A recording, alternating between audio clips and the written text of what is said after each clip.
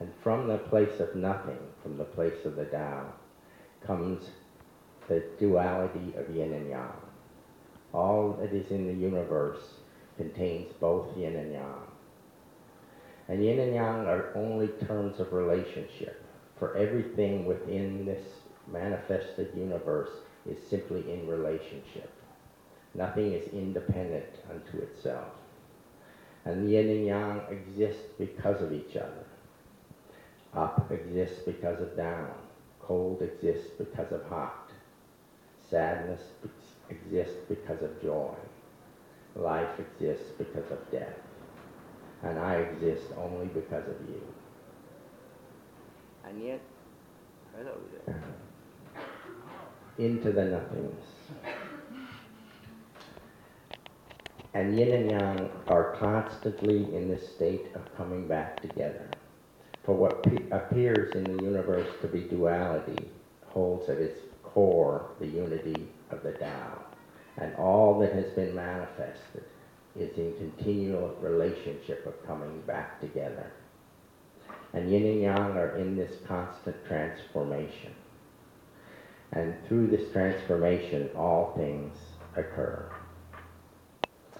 And the Taoist tradition speaks of the way we move, the way we can move through our lives, the way that yin and yang move together. For always yin and yang are coming home. A beautiful old ancient Taoist poem says, plucking chrysanthemums at their eastern gate, gazing at the southern hills, the birds fly home in pairs through the gentle breeze of dusk. In all these things there is great meaning, but when we go to speak of them, the words disappear. When we go to speak of this unity of the Tao, the words disappear. For once we use a word, it becomes something that it's not. As Lao Tzu says, once something it becomes beautiful, something else becomes ugly. So we live in this world of duality, this world of the relationship of yin and yang. And yin and yang in their transformation coming back together show us a way to move through the world. And the Taoists call it the watercourse way. For water shows us a way that moves around the obstacles in our life. Water never tries to move through a boulder. It never complains that something is in its way. Yet it moves slowly and steadily through, following its own path.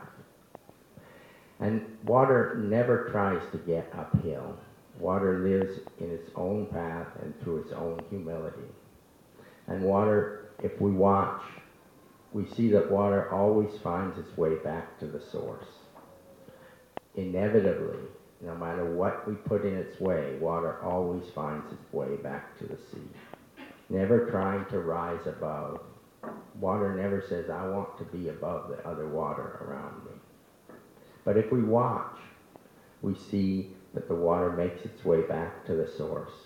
The sun comes out, the water gently evaporates, becomes a cloud, the wind moves it against the mountain, and once again the rain falls. With no effort and no striving, it makes this beautiful transformation of yin and yang, always returning to the source, and always, once again, returning to the top of the mountain. And the Taoists have a way of speaking about non-effort, about non-struggle and non-striving, what they call wu-wei, which means literally non-doing, non-striving. And I spent a long time in my life trying to understand this. I was striving not to strive. I was attached to non-attachment. And I didn't understand how in this world with so many things we need to do, so many problems, people need to be fed, the earth needs to be taken care of. How do we do it without striving? But I began to understand it in a different way. And the Taoists speak of pattern, the natural pattern. And they speak of two kinds of pattern. The one is called sei, and that's the pattern that man makes in the world, the pattern of our clothes, of our architecture, of the yoga postures themselves. But they also speak of the pattern li, which means literally the natural pattern found in a piece of jade or a piece of wood. And I began to see that non-striving doesn't mean not doing what you're called to do. It means doing what you're called to do. It means following your own natural pattern.